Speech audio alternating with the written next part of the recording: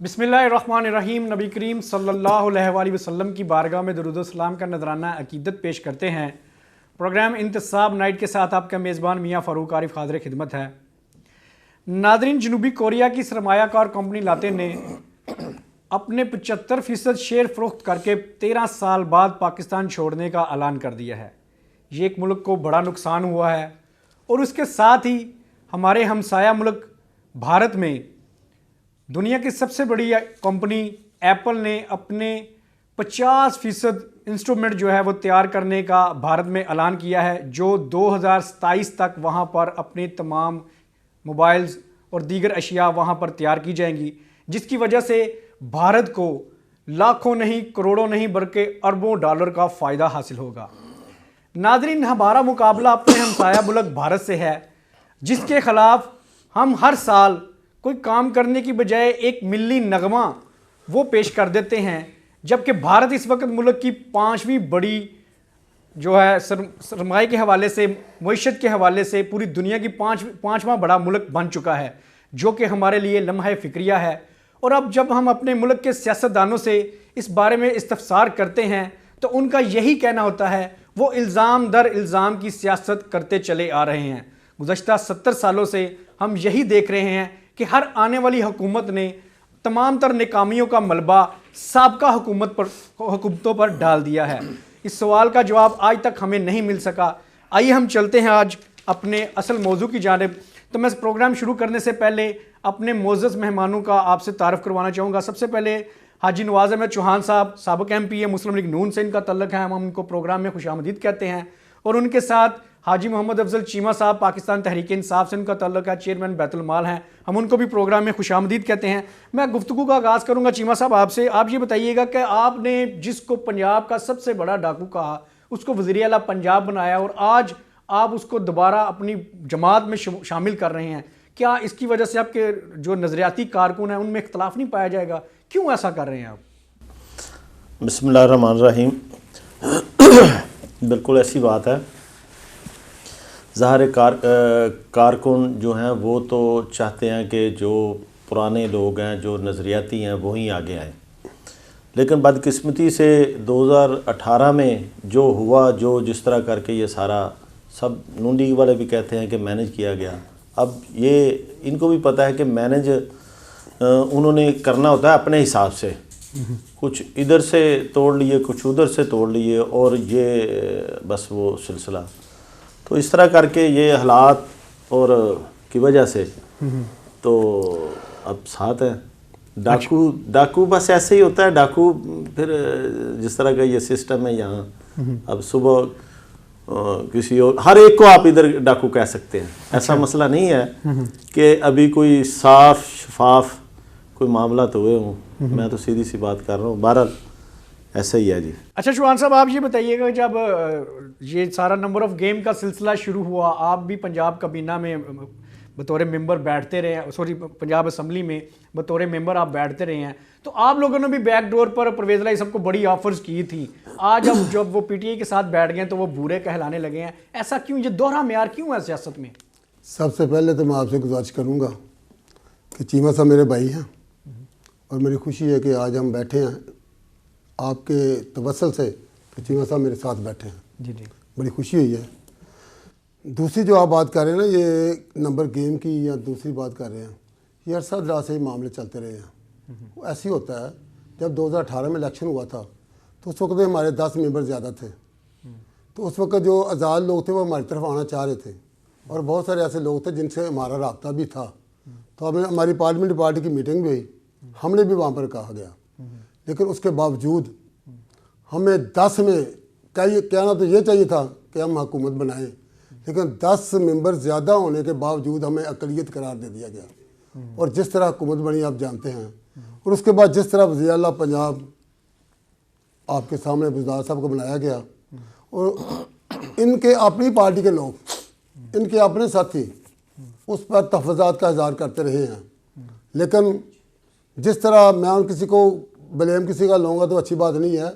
Start में जब कहना शुरू हो गया कि वहाँ पे कौन कौन आ रहा है, कौन जा रहा है, इस मुल्क के साथ क्या हो रहा है, बुज़दार जो है वो वसीम प्लस हैं, तो 4.5 साल में या 4 साल में जो को बुज़दार साहब ने किया है वो आपके सामने है। पंजाब 60% पाकिस्तान का हिस्सा है, लेकिन आप ये देख सकते हैं कि पूरे 4 साल गाले 3.5 साल गाले यहाँ पे ये पंजाब आपके सामने है। जो डेवलपमेंट हुई थी वो भी ख़राब हो गई, जो अदारे चाह रहे थे वो भी अदारे ख़राब हो गए। मैं तो कुछ नहीं कहूँगा, मैं तो छोटी सी गुजरे वाले हम बैठे हैं, मैं इसी की बात करना चाह रहा हूँ कि ये हमारे इलाके में जहाँ बैठे हैं जहाँ पे इसकी बात हम बाद में करेंगे। अच्छा चीमा साहब ये बताइएगा, ये वाकई बड़ा आपकी जमात पे जो है ना बड़ा इल्ज़ाम है, बल्कि आपके खुद जो मेम्बरान थे वो इस बात को जो है वो समझते रहे कि बुज़दार साहब ने क्या वाकई पंजाब को नुकसान पहुँचाया और बिलखसूस आपकी जमात को? नहीं, बिल्कुल ऐसी बात नहीं है। असल में पार्टी चाहती थी, हम जो वर्कर थे या जो वो चाहते थे कोई तगड़ा बंदा आता, तो ये खान साहब का फ़ैसला था। जिस तरह के हालात थे, जो भी उन्होंने किया, ज़ाहिर हमारे लीडर हैं, उन्होंने उनको वज़ीर आला बनाया। लेकिन अब अगर हम देखते हैं तो यानी उन्होंने कोई नुकसान नहीं किया, इस अपने पाकिस्तान के जो पैसे का ज़या नहीं किया। ये देखें, जब इनकी गवर्नमेंट थी तो ये शहर के अंदर कूड़ा करकट, ये रोड आप जाएं, ये अपना हाफिजाबाद रोड के ऊपर क्या हाल थे आगे, और ये सफाई के मामले में यानी काफ़ी चीज़ें जो है ना वो बजाय इसके कि बहुत ज़्यादा तेज़ी के साथ कुछ करते, उस तरह नहीं किया। वक्त के तकाजे और अभी काम करने थे तो करने, तो उस टाइम ये हुकूमत गिरी है। नहीं सर, 3.5 साल बुज़दार साहब रहे हैं वज़ीर आला पंजाब, तो उस वक्त तो कुछ भी ऐसा कोरोना आ गया। जी कोरोना आ गया, ये सबसे बड़ा जो मसला था वो था पाकिस्तान के लिए, और उस वक़्त के हिसाब से उन्होंने बहुत अच्छी गवर्नमेंट की है। अब ये देखें कि पीटीआई की जो फाक में और नीचे जो कम्बिनेशन और जिस तरह करके हालात थे और आज के हालात आप देखें जो नून लीग के 8 महीनों में हुए हैं, तो अगर उस हिसाब से देखें तो पंजाब बहुत बेहतर गया है। अच्छा भाई साहब, वाकई ये जब आपकी फेडरल में गवर्नमेंट आई है तो ये बड़ा आप पे बड़ा कड़ा इल्ज़ाम है कि आप जो है ना, मैं इस बात का आपसे जवाब लूँगा ब्रेक पे जाने के बाद दोबारा आऊँगा, तो फिर मैं आपसे इसी सवाल से यहाँ से आगाज़ करूँगा। यहाँ पे मुझे एक लेनी है छोटी सी ब्रेक, हमारे साथ रहिएगा।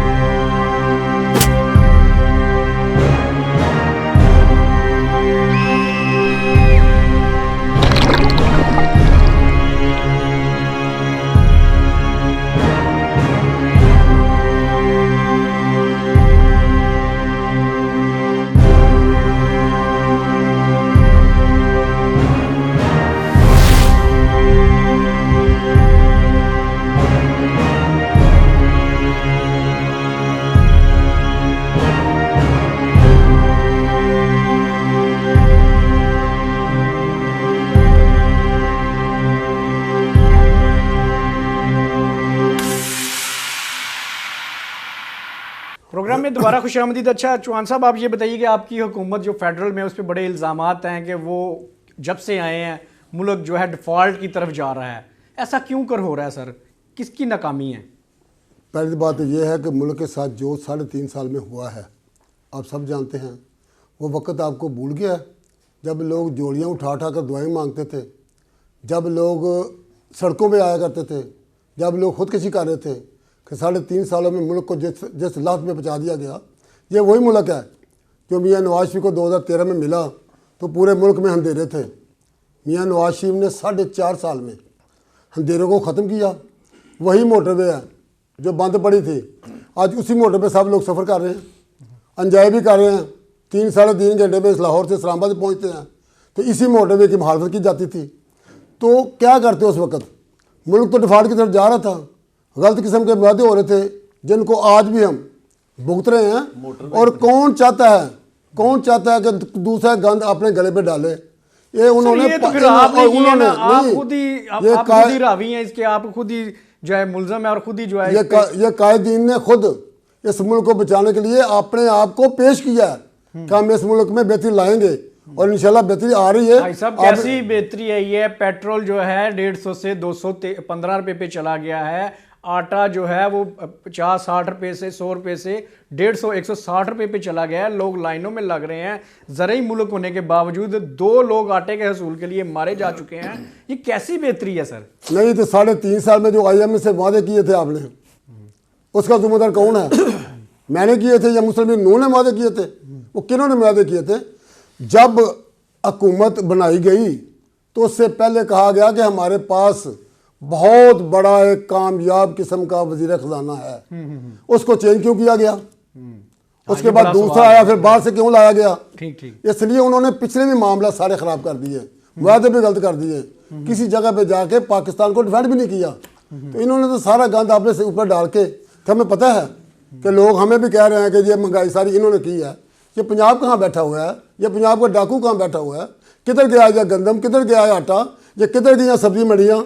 हम तो सुबह 6 बजे उठ के तो मंडियों में जाके चेक करते थे कि कहाँ से फसल आ रहा है, कहाँ जा रहा है, किसको खाद चाहिए, किसको बीज चाहिए, ये कहाँ गया है। यहाँ तो पूछने वाला कोई नहीं है।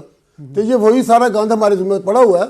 और इंशाल्लाह ताला इलेक्शन जब आएगा ना तो अल्लाह के फजल करम से बहुत मामले बेहतर हो जाएंगे और मियाँ नवाज शरीफ पाकिस्तान में आएंगे और अल्लाह के फजल करम से पता चल जाएगा। नहीं ये तो सुनने में आ रहा है कि मियां नवाज शरीफ साहब नहीं आ रहे, उन्होंने इनकार कर दिया है। उन्होंने इनकार कर दिया है।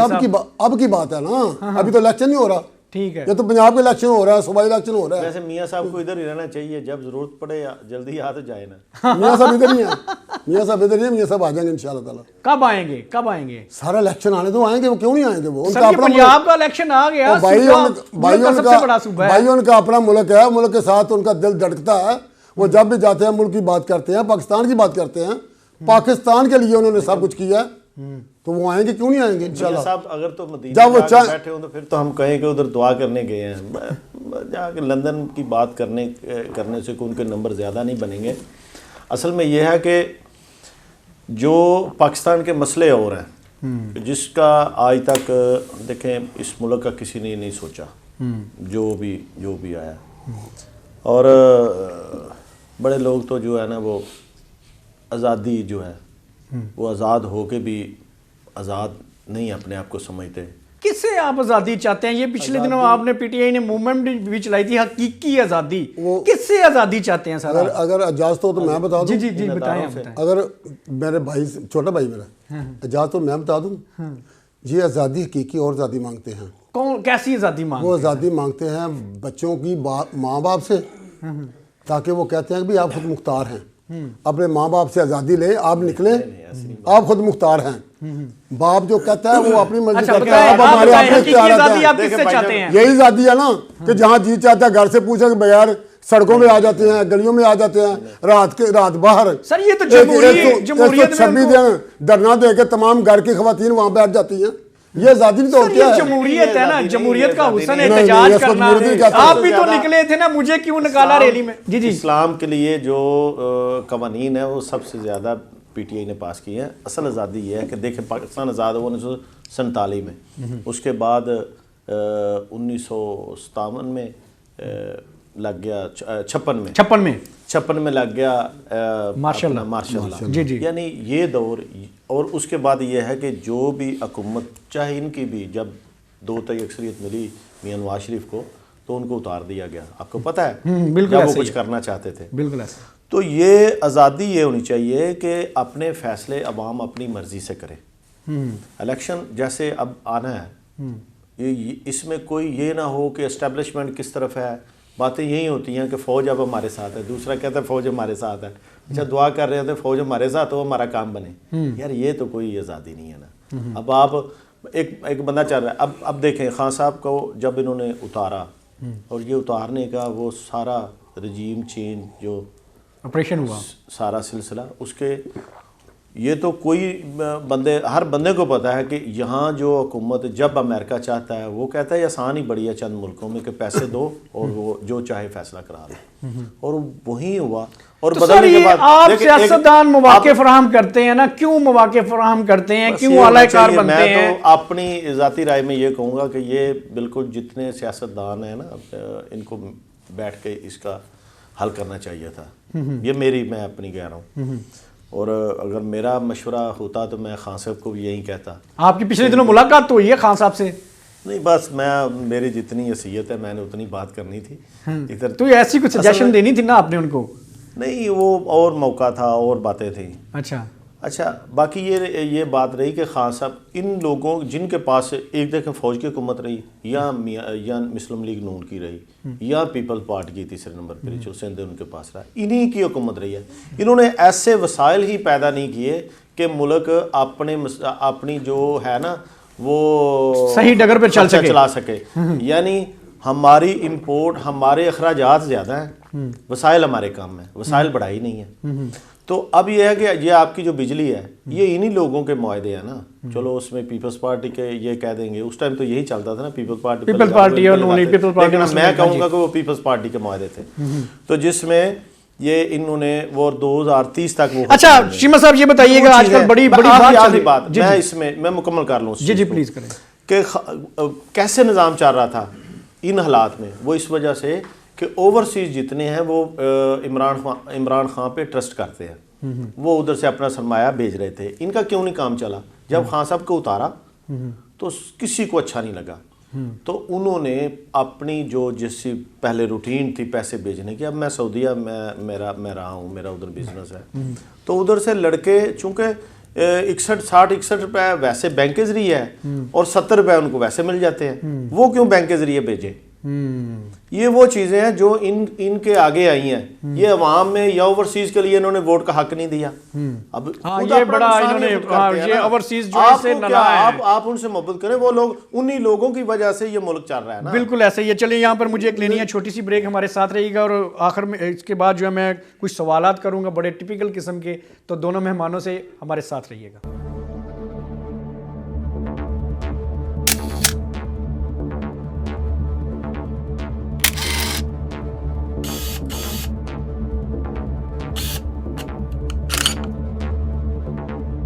हमने सितारों से रोशनी उधार मांगकर जमीन पे कुछ चिराग रोशन किए हैं। हम पहुंचाएंगे आप तक हकीकत, रोशनी, आगाही।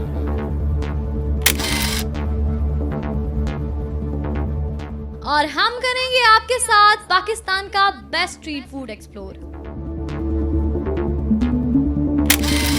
तेज तरीन, बेहतरीन, हकीकत पर मबनी खबरें सबसे पहले आपके लिए INN पर। करंट अफेयर्स हों या ट्रेंडिंग इशू, आप देखेंगे मुझे सबसे पहले INN न्यूज़ पर। हम पहुंचाएंगे आप तक इंफॉर्मेशन और बनाएंगे आपको कामयाब लोग। मुस्कुराते रहिए, यही मकसद हमारा है। आपके ख्यालात, हमारा कलम, आपकी आवाज़। हर रंग में ढलते हुए दर्द को तहरीर करेंगे, तस्वीर बनेंगे, आवाज बनेंगे, आप तक लाएंगे। हम जरिया बनेंगे आपके लिए एंटरटेनमेंट का, फन का, मालूमात का, मुस्कुराहट का।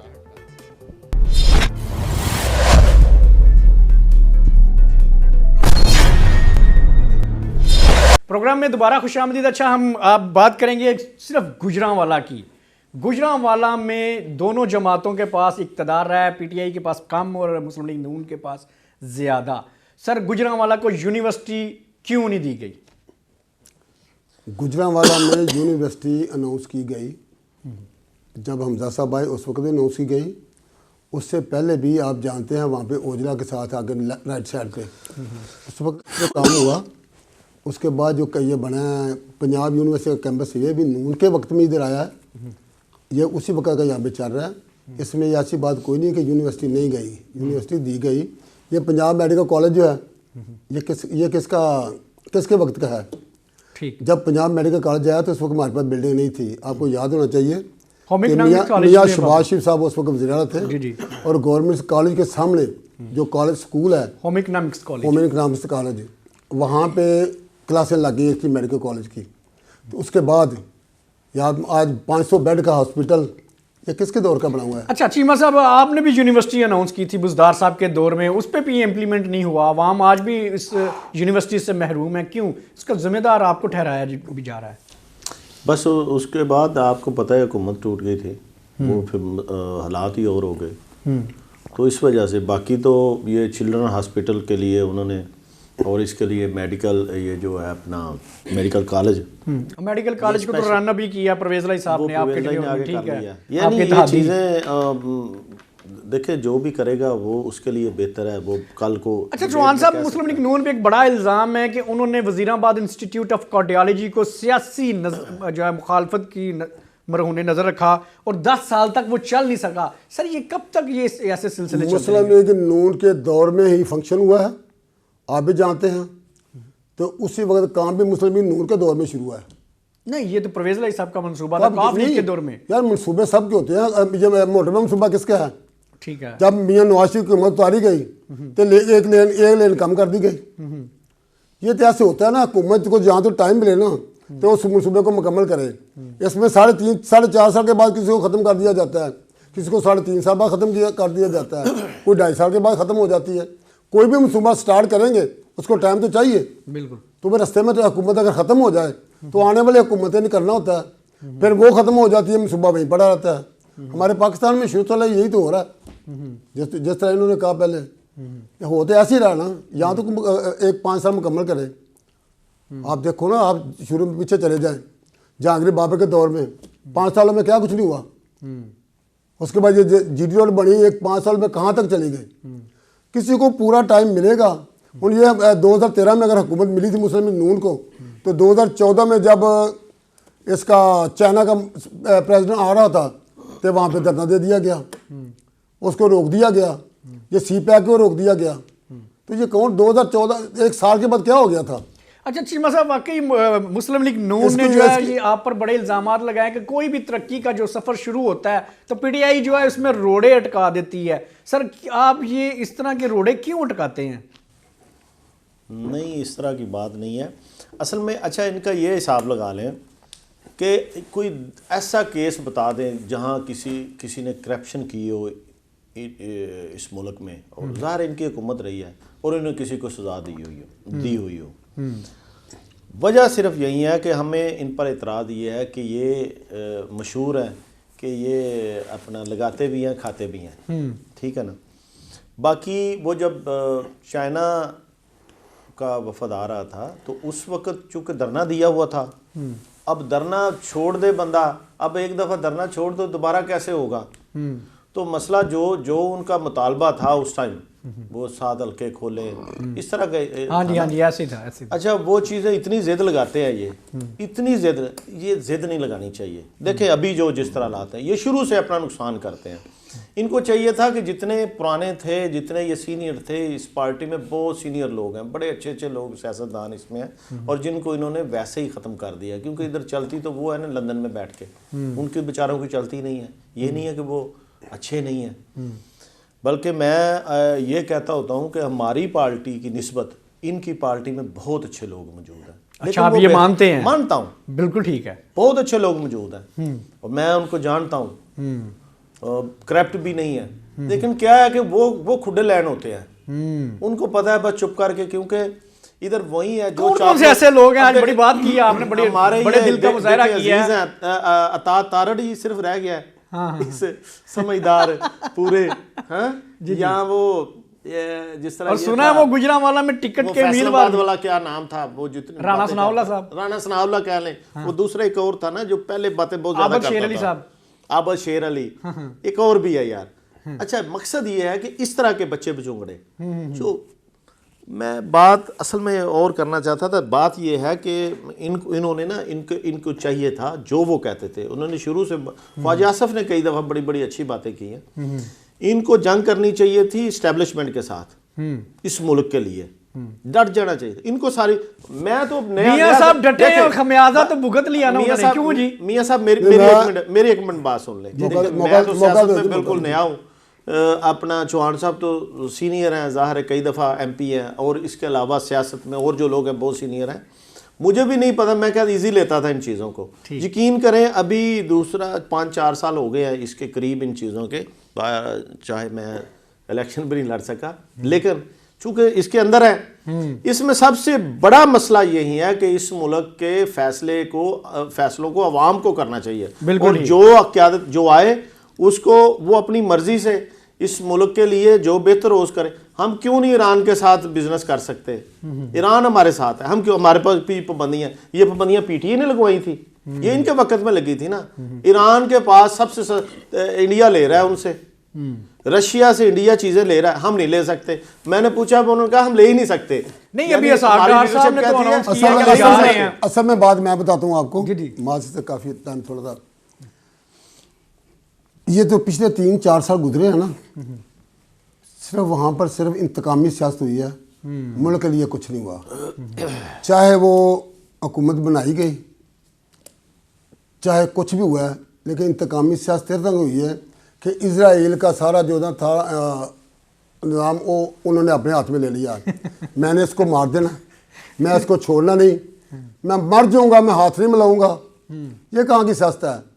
राना सनाउल्लाह की बात की इन्होंने, जो मोटरवे राना सनाउल्लाह के साथ किया था, और जो वो कहता था कि अल्लाह को जान देनी है, तो फिर यहाँ अल्लाह को जान देनी है, इजराइल का जिसके पास था इमरान खान के पास, या फिर उसको जान देनी है?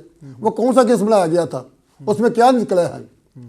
मियां नवाज शरीफ के खिलाफ क्या केस बना है? उस बेटी के खिलाफ कौन सा केस बना है? हमजा के खिलाफ, मियां शहबाज शरीफ के खिलाफ, ख्वाजा के खिलाफ कौन सा बना है? जायदाद में क्या निकला है? मुझे बता तो दो, कुछ तो बताओ क्या निकला है। 3.5 साल में आपने क्या किया है? जेल में भी आपने रखा नहीं। मेरी बात सुन लेते, मेरी बात आपने गुजरांवाला की बात की है। इस गुजरांवाला का क्या कसूर है कि ये मेरा पंप पे बादशाह के बाईपास के साथ है, 60 बेड का हॉस्पिटल हमने 2017 में हमने मंजूर किया, ADP में आ गया, उसका नक्शे बन गया, उसमें फंड भी आ गया, इन्होंने रोक दिया। क्या जुर्म है उसका? ये मेरे हल्के का क्या जुर्म है? क्यों किया साहब? इन्होंने किया। अगर ना हो तो मैं जिम्मेदार हूँ। चीमा साहब यहाँ पर बैठे हैं, चीमा साहब भी इंटरेस्टेड है ऐसे हल्के में, वो चेक कर लें। मुझे ADP मैं दिखा देता हूँ, बुक मैं दिखाता हूँ, हॉस्पिटल का सारा वजूद मैं दिखा देता हूँ। उसको क्यों ख़त्म कर दिया? उसके बाद गुजार सुन लें, उसके बाद 2017-18 में चलिए इस बात 20,000 की मेरी स्कीम है, उसका फंड बंद कर दिया इन्होंने। और आज तक जब फंड आता है, चीमा साहब वहाँ पर जाके तो उसका फीता काटते हैं, फंड मेरा। मुझे ये बता दें कि 5 सालों में इन्होंने कौन सा 4.5 साल में कौन सा नहीं हल्के के लिए, अवाम के लिए, भाई अवाम के लिए, हल्के के लिए, उसके अलावा क्या किया इन्होंने? ये हमारा रास्ता है, यहाँ पे जाते हैं जिना रोड, या निकले ताकि चौक से आगे शहर की तरफ, पूरे शहर का रास्ता है, वहाँ पे बंदा गुजर नहीं सकता। 3.5 सालों में ये किया इन्होंने। ये हमारे पास जब मैंने डिस्पोजल लगाया, वहाँ पे इन्होंने डिस्पोजल में बना दिया कूड़े का ढेर। मैंने बंदों को कल के वहाँ पर एहतजाज करके वहाँ से चुकवा गया, उनके खिलाफ पर्चे हुए हैं। ये जुर्म किया आपने। सिर्फ यही था काम कि DC के पास जाना, फोटो खिंचानी है, RPO के पास जाना, फोटो खिंचानी है। फोटो सेशन के अलावा मेरे भाइयों को बता दे, किसी ने भी आज तक एक ढक्कन भी चेंज कराया हो, या वो या कच्चे खिलाड़ी की स्कीम मेरी है। चले इसका मेरी स्कीम है। आप तस्वीरें बनाते हैं भाई, ये तो देखो कौन कर रहा है काम। 3.5 सालों की कारकर्दगी मुझे बताएं ना, कारकर्दगी बताएं। ADP की स्कीम इनकी है, हाँ जी, जो अभी चल रही है, ठीक है जी हाँ, तो वो ठेका भी इनका है। अच्छा चलो अगर साबित करके मेरा ठेका तो मैं जिम्मेदार हूँ। अच्छा आगे मेरी बात सुनो, इन्हें कपड़ छान करके लेके नवाज चौहान के साइन लबो तो लबे वो भी नहीं। अच्छा वो ठेका इन्होंने अगे किसी ने अगे देता है? भाई तू सारे दे, मैं तो तक अच्छा दूसरे ठेका तो मैं में देता है। अच्छा जिस अब देखें कि ये जो काम हो रहे हैं गैस के, जो लाइनें तब्दील हो रही हैं, ये हमने मंजूर कराई थी, ठीक है। ये हमारे दौर में हुई हैं। आप अस्तगफिरुल्लाह क्यों कह रहे हैं? मंजूर करवाइए बाप के। अब गवर्नमेंट चूंकि वफाक में उस्मान इब्राहिम यानी मुस्लिम नून की है, इनकी है, बिल्कुल बिल्कुल। तो उधर ज़ाहिर है इन्होंने वो क्रेडिट लेना है। ये तो एक छोटी सी चीज़ें बातें हैं। बाकी जो काम शाम जो आपने कराया, ये जो जिस तरह ये बता रहे थे हॉस्पिटल का, ये चूंकि इनकी गवर्नमेंट नहीं थी, उन्होंने दोबारा परसू ही नहीं किया। इनको चाहिए था परसू करते, चाहे हमारी गवर्नमेंट थी, काम जरूर। बिल्कुल। हमें कौन पूछता था? थोड़ा सा हमें तो सरकारी नंबर से 3.5 साल में एक कॉल भी नहीं आई। हम अगर किसी के पास जाते थे तो उसकी शिकायत हो जाती थी, सुबह वो बंदा चेंज हो जाता था। अगर हॉस्पिटल बनता तो दोनों का, इस इलाके का फायदा था, इस इलाके का फायदा तो था, ये बिल्कुल थोड़ा सा बताते, हम एक दूसरे को कौन हर वक्त मिलते मैं रहते हैं। अल्लाह को हाजिर नाज़िर जान के बात करता हूँ। अगर मैंने CM किसी वासा को कहा ना कि ये सफाई कर दे, यहाँ पर गाड़ी आ जाए सफाई करने वाली, तो उनको पता चल जाए नवाज चौहान की वजह से आए हैं। सवेरे बंदा ट्रांसफर हो जाता था कि तुम सफाई करने क्यों आए हो, गड्ढे साफ करने क्यों। इस तरह की सियासत नहीं होनी चाहिए, सियासत नहीं होनी चाहिए, इंतकामी मुल्क का फायदा होना चाहिए। मेरे भाई चाहिए। प्रोग्राम का वक्त यहाँ पर ख़त्म हुआ चाहता है। आखिर में मैं बस इतना ही कहूँगा कि हमारी हुकूमत को चाहिए कि वो कम सिन बच्चों को स्किल्ड बेस्ड एजुकेशन की तालीम दें ताकि हुनरमंद बने।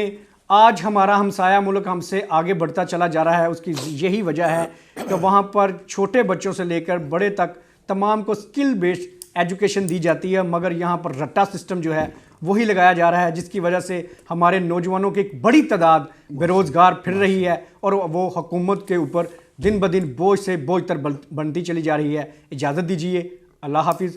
आखिर में हमारे इस चैनल को सब्सक्राइब कीजिए और अपने अच्छे अच्छे कमेंट्स आरा से हमें जो है नवाजते रहिएगा। अल्लाह हाफिज़।